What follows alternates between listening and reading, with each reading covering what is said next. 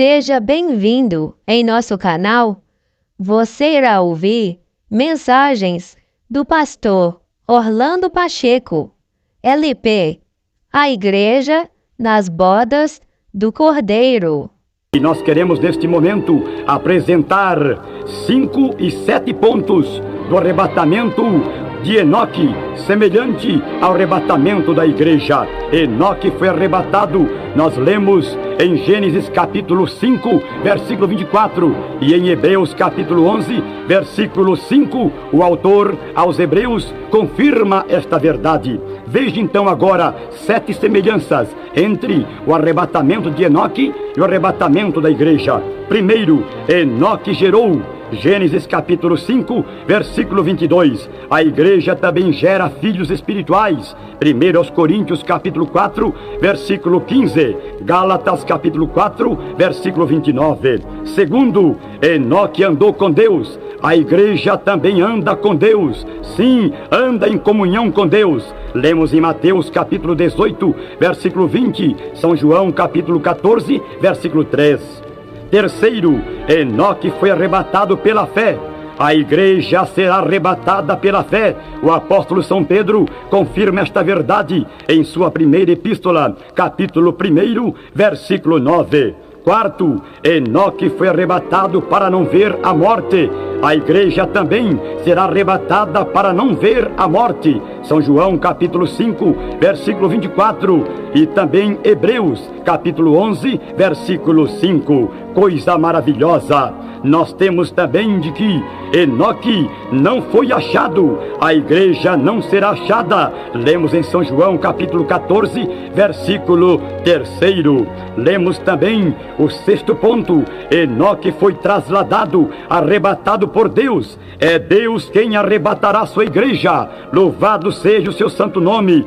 Temos em 1 Tessalonicenses, capítulo 4, versículo 14. Sétimo, Enoque alcançou testemunho de que agradou a Deus. A igreja tem alcançado testemunho de que tem agradado a Deus. Por isto, será arrebatada. Como lemos em São Mateus, capítulo 25, versículo 21. Segundo aos Coríntios, capítulo 5, versículo 9. Louvado seja Deus. Além de Enoque, nós temos Elias, o homem que foi arrebatado pelo Senhor. Lemos em 2 Reis capítulo 2. Sim, nós temos 7 semelhanças entre o arrebatamento de Elias com o arrebatamento da igreja. Primeiro, Elias sabia que seria arrebatado. A igreja também sabe que será arrebatada pelo Senhor. Tessalonicenses 1, capítulo 5, versículo 2. Segundo, Elias não sabia o dia nem a hora. Lemos em 2 Reis, capítulo 2, versículo 2.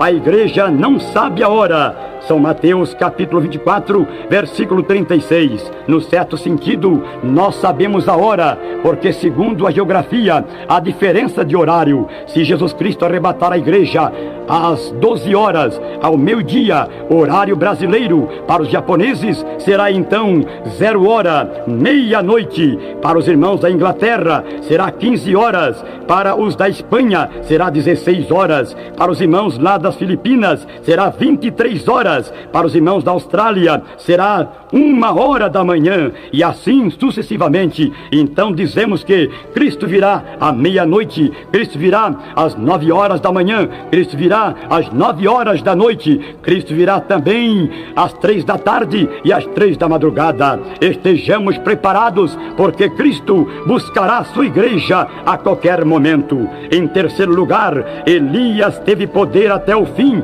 Segundo Reis capítulo 2, versículo 9. A igreja de Cristo, a verdadeira igreja de Cristo, terá poder até o fim, como comprova Mateus capítulo 24, versículo 13, Lucas 10, versículo 19. Quarto, Elias deixou a capa. Versículo 14 de 2 Reis 2. A igreja também deixará alguma coisa. As coisas materiais do nosso corpo ficarão. As nossas vestes, os nossos calçados, se você usa óculos, aliança, isto ficará. Assim como Elias deixou a capa, nós deixaremos algo do nosso corpo, mas o nosso corpo transformado subirá com Cristo para a glória. Louvado seja o seu santo nome. Em quinto lugar, Elias foi procurado, pois que os filhos dos profetas resolveram procurar a Elias, autorizados que foram por Eliseu. Assim também, muitos familiares da igreja estarão procurando-a, mas não a acharão.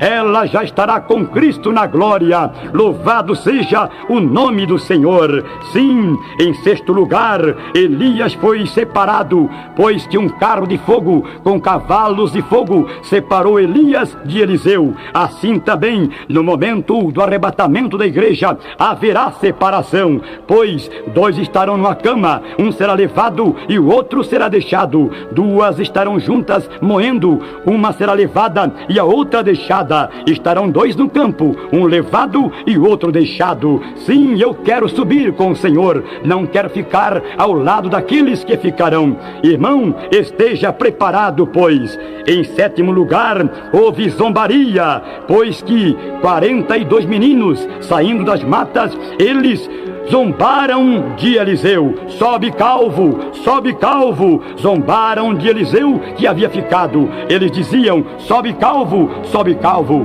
Não é porque Eliseu ia subindo um lugar aclível, não, é porque ele ficou, Elias subiu. Naquele dia do arrebatamento da igreja, muitos serão zombados, escarnecidos. São aqueles que não estarão preparados naquele dia, são aqueles que estão desprevenidos, são aqueles que estão apegados ao materialismo, ao utilitarismo, ficarão aqui. Meu irmão, suba com Cristo naquele dia, esteja preparado, orando juntamente com a igreja, indo aos cultos, lendo a Bíblia, levando uma vida pautada, modelada pela palavra de Deus. Você então estará preparado naquele dia, e neste grande evento você subirá com Cristo para a glória. Estejamos todos preparados. Glória a Deus.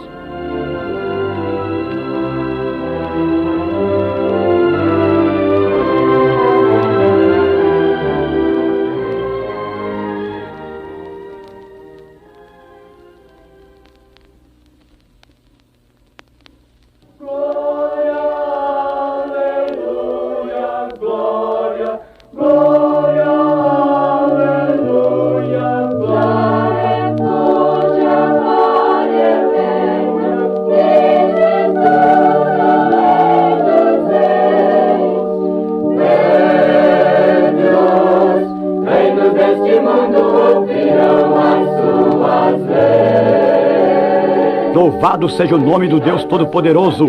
Nesta hora oportuna, nós queremos vos falar a mensagem de Deus que tem o seguinte tema: a igreja nas bodas do Cordeiro.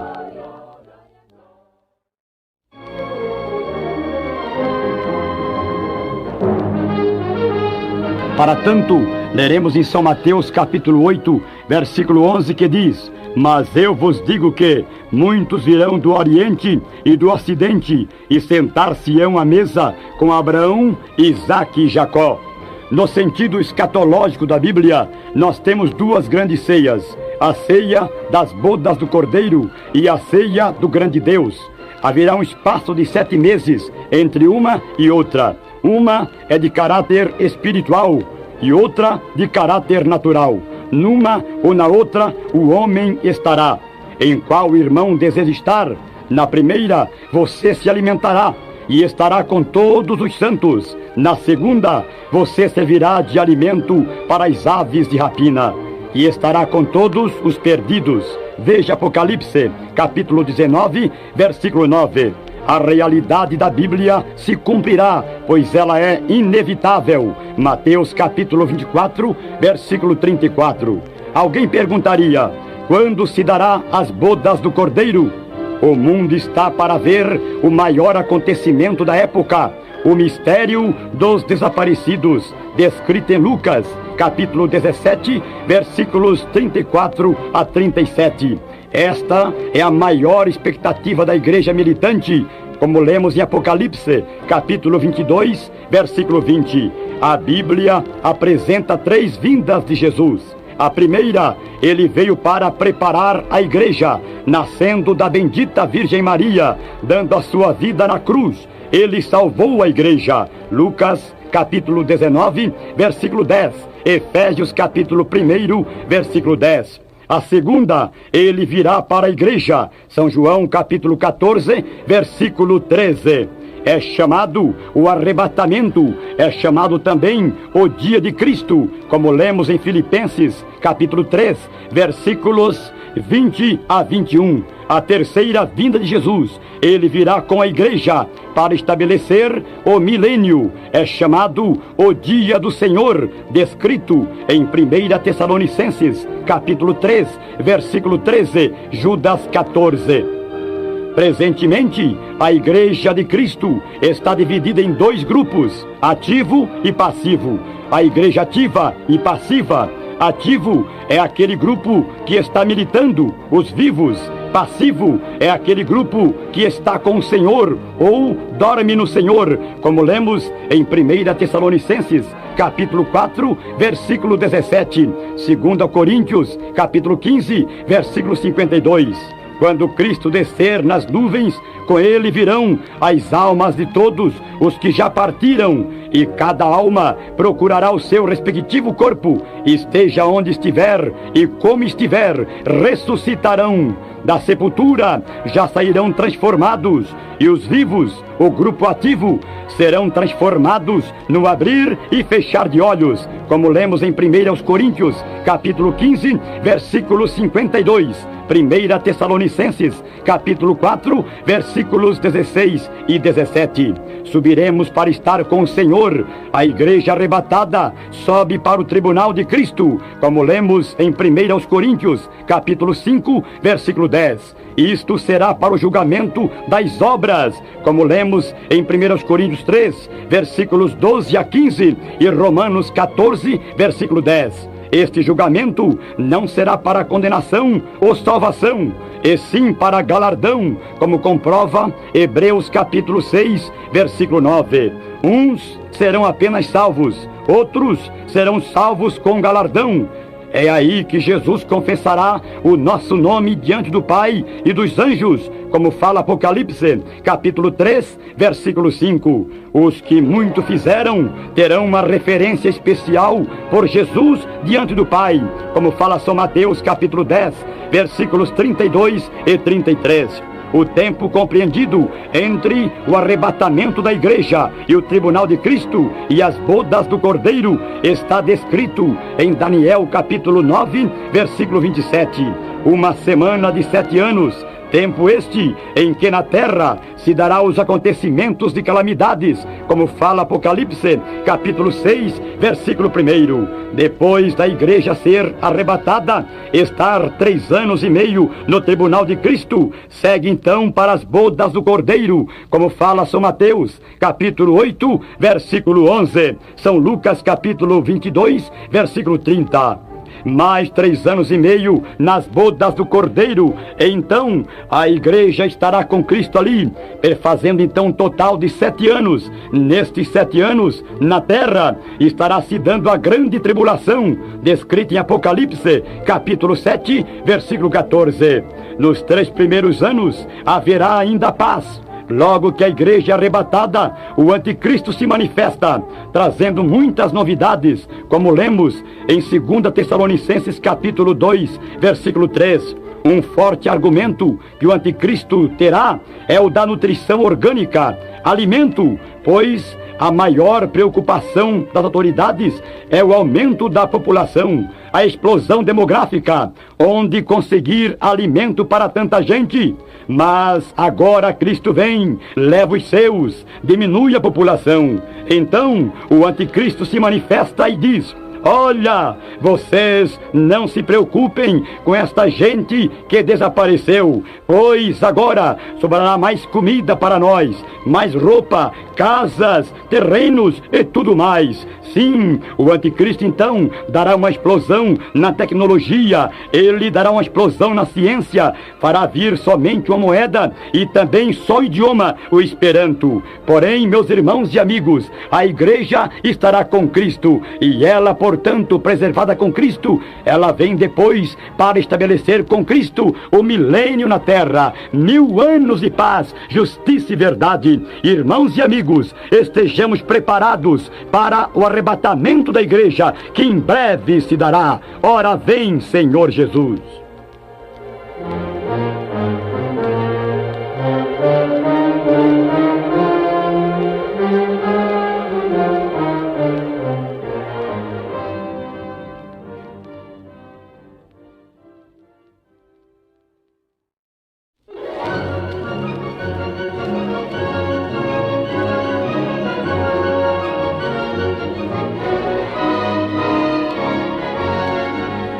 Prezados irmãos e amigos, neste momento, queremos os saudar na paz de nosso Senhor e Salvador Jesus Cristo. Nós, neste instante, queremos os entregar a mensagem de Deus, que tem o seguinte tema: João Batista, a voz que clama. João Batista, o precursor de Jesus Cristo, sua vida, sua história, seu ministério, sua voz, marcaram época. Ele mesmo falou quando foi interrogado a respeito de sua atividade ministerial.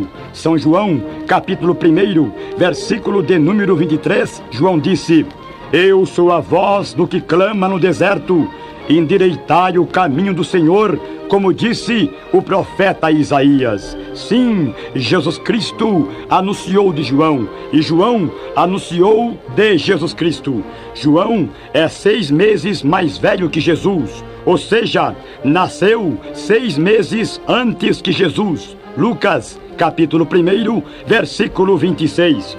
Jesus o chamou de grande, ou seja, o maior, como lemos em São Mateus, capítulo 11, versículo 11, que diz: Em verdade vos digo que, entre os que de mulher têm nascido, não apareceu homem algum maior do que João Batista. Mas aquele que é o menor no reino dos céus é maior do que ele. Por quê? Por que razão Jesus chamou João Batista de grande? Por 5 razões. Primeiro, porque João Batista foi enviado por Deus, como lemos em São João, capítulo 1, versículo 6, que diz: Houve um homem enviado por Deus, cujo nome era João. João, como enviado de Deus, ele veio como uma voz, como lemos em Isaías, capítulo 40, versículo 3. Segundo, como enviado de Deus, ele veio como anjo, como lemos em Malaquias, capítulo 3, versículo 1. Terceiro, ele veio como profeta, Malaquias, capítulo 4, versículo 7. Segundo, João Batista é chamado de grande por Jesus, porque ele foi cheio do Espírito Santo desde o ventre de sua mãe, como lemos em Lucas, capítulo 1, versículo 15. Sim, ele foi cheio do Espírito Santo. Há uma diferença não muito grande entre o nascimento de João Batista com o nascimento de Jesus Cristo. Jesus, ele foi gerado do Espírito Santo. João Batista foi cheio do Espírito Santo já desde o ventre. Para quê? Para que fizesse um trabalho todo especial para Deus. Primeiro, para converter o coração dos pais aos filhos. Segundo, para preparar para Deus um povo bem disposto, como lemos em Lucas, capítulo 1, versículo 17.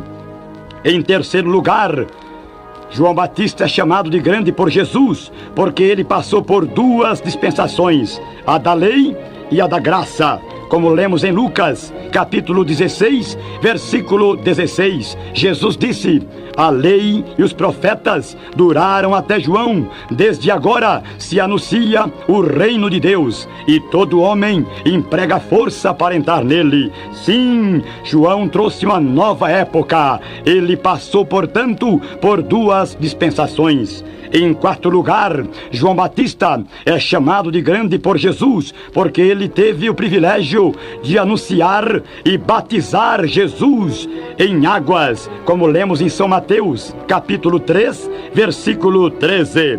João Batista, ele ouviu e viu de Deus a respeito de Jesus Cristo. Sim, Deus falou para João Batista sobre aquele que vires descer o Espírito Santo. Este é o que batiza no Espírito Santo. São João, capítulo 1, versículo 33. Em quinto lugar, João Batista é chamado de grande por Jesus, porque ele foi um mártir. Ele deu a sua vida pela fé em Deus. Ele deu a sua vida por Jesus Cristo, como lemos em São Mateus, capítulo 14, versículo 11. Sim, João Batista, ele foi o último mártir dos profetas. E por que não dizer o primeiro do cristianismo? Muitos dizem que Estevão foi o primeiro mártir do cristianismo, mas não, João Batista foi o último mártir dos profetas e o primeiro do cristianismo. Por isto, ele é chamado de grande pelo Senhor Jesus Cristo. João Batista era uma voz. Sim, ele era apenas uma voz. Ele disse: eu sou a voz que clama no deserto. João Batista era a voz e Jesus Cristo era a palavra. Basta que sejamos a voz, pois Jesus Cristo é o verbo de Deus, a palavra que exprime a ação. Basta que sejamos a voz, porque Jesus Cristo é a palavra. E Deus quer que transmitamos a sua palavra, transmitamos Jesus, sendo nós uma voz portadora da mensagem de Deus. Perguntaram a João: quem és, João? És tu o Cristo? Ele disse: não. És tu Elias? Ele disse: não. És tu profeta? Ele disse: não. Quem és então? João disse: eu sou a voz que clama no deserto. Glória a Deus. Meu querido irmão, não queiras ser Oswald Smith, não queiras ser Spurgeon, Moody, Savonarola, não queiras ser George Miller, Finney, João Wesley, Lutero, Billy Graham. Não, sejas uma voz transmissora, uma voz portadora da palavra, da mensagem de Deus. Nesta época, Deus quer que sejamos apenas uma voz submissa a Ele, uma voz entregue a Ele, uma voz para que Ele possa usar para a glória e honra do seu nome, uma voz para transmitir a sua salvação, uma voz para transmitir o batismo no Espírito Santo, uma voz para transmitir a cura divina, uma voz para transmitir a justiça de Deus, uma voz para anunciar a vinda de Jesus Cristo e o juízo eterno. Sejamos uma voz. João Batista, ele bem podia dizer àqueles que lhe interrogavam: eu sou o Cristo, visto que eles diziam: és tu o Cristo? Ele podia então tomar para si, usufruir para si o que era de Cristo, mas ele não fez assim. Ele, porém, disse: eu sou a voz, eu não sou o Cristo, eu não sou o Elias, eu não sou o profeta. Embora era o profeta, ele disse: eu sou a voz que clama no deserto, preparai o caminho do Senhor. João Batista, ele foi o grande homem de Deus, ele foi o anjo do Senhor, ele foi o profeta do Senhor, ele foi a voz que transmitiu a mensagem do Senhor. Sejamos uma voz transmissora da mensagem eterna. Este mundo está carente da mensagem verdadeira, uma mensagem que anuncia a verdade, pois Jesus Cristo disse: conhecereis a verdade e a verdade vos libertará, como está escrito em São João, capítulo 8, versículo 32. Sim, Deus quer que sejamos uma voz para transmitir a vida, e Jesus Cristo falou em São João, capítulo 14, versículo 6: eu sou o caminho, a verdade e a vida, ninguém vem ao Pai senão por mim. Sejamos uma voz para anunciar o caminho, sejamos uma voz para anunciar a verdade, sejamos uma voz para anunciar a vida eterna por Cristo Jesus, nosso Senhor. Amém.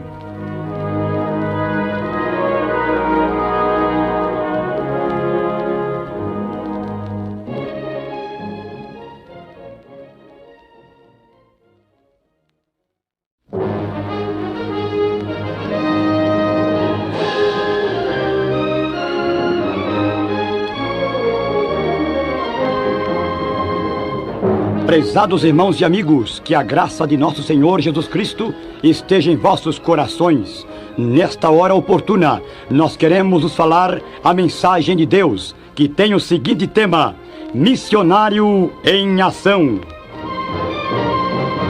E para tanto, nós leremos a Bíblia Sagrada em São Mateus capítulo 28, versículo 19, que diz: portanto, ide e ensinai todas as nações, batizando-as em nome do Pai, e do Filho e do Espírito Santo, ensinando-as a guardar todas as coisas que eu vos tenho mandado, e eis que estou convosco todos os dias até a consumação dos séculos. Mateus 28, 19 e 20. Sim, missionário em ação é a mensagem de Deus para o seu coração. Ação missionária, movimentos missionários e trabalhos missionários são assuntos do momento.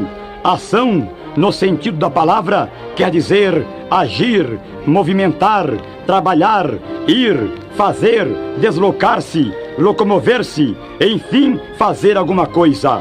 No século XX, tem-se falado muito em missões.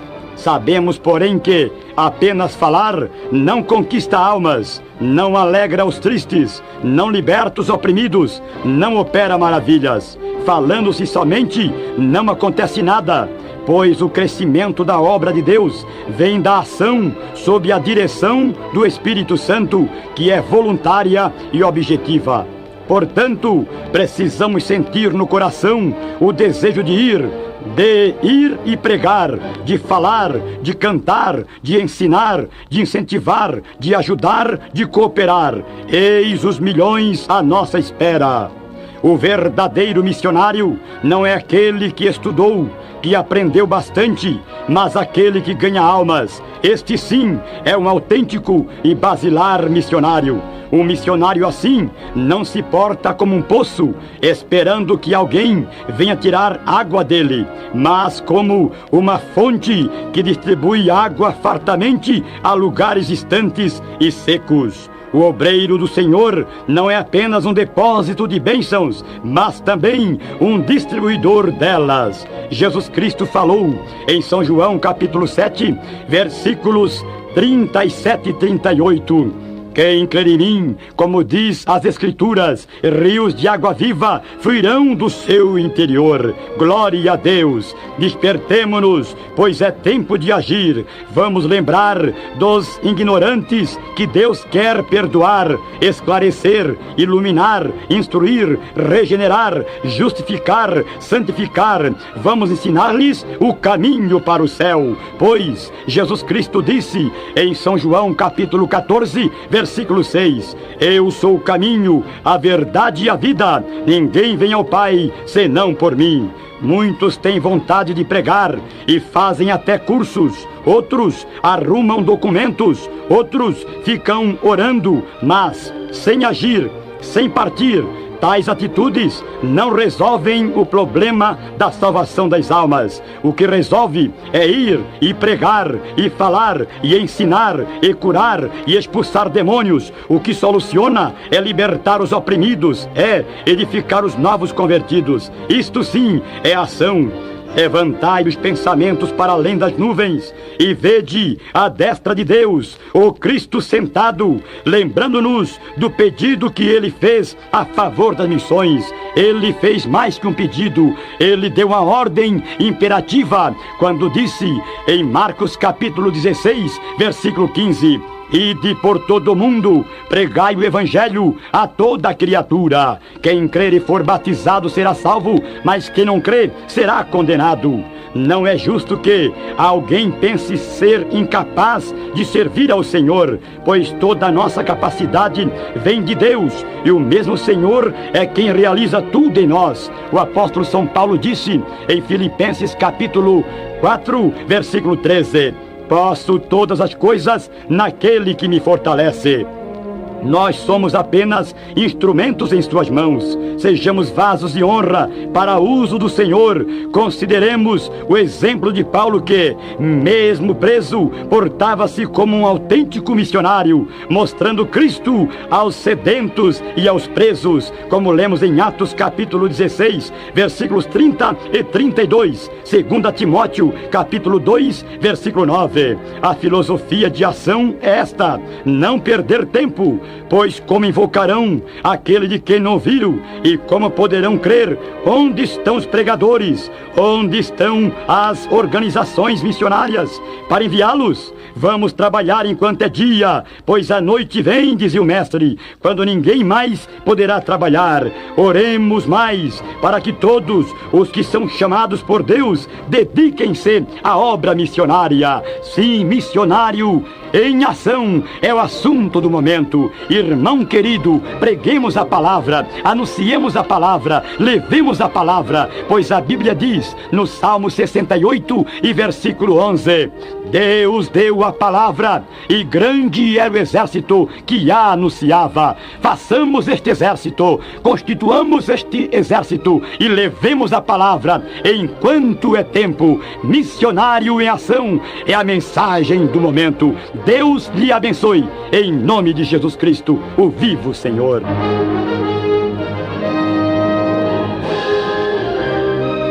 Ore comigo neste instante, para que sejamos despertados para servir ao Senhor melhor. Oremos juntos. Senhor, nosso grande Deus e Pai Celestial, em nome de Jesus Cristo, graças te damos pela tua palavra, Senhor, falada neste momento, uma palavra que desperta, que compromete, que responsabiliza. Desperta agora o meu irmão pastor, evangelista, missionário, diácono, presbítero, para trabalhar para o Senhor. Enche a todos, Pai, do teu Santo Espírito, para que, sob a unção do teu Espírito, sob a inspiração de Deus, preguemos a palavra, anunciemos a palavra, levemos a palavra enquanto é dia, enquanto é tempo. Oh, meu Deus, queiras levantar um número maior de pregadores, de mensageiros da última hora, com a palavra autêntica, cortante e penetrante, para anunciar ao mundo perdido que está agonizante, clamando por uma palavra de esperança, clamando por uma palavra de fé, clamando por uma palavra de amor e libertação. A todos abençoa, Deus. Em nome do Cristo vivo, nós oramos e te glorificamos, dizendo Jesus Cristo, amém e amém, Senhor, louvado seja Deus.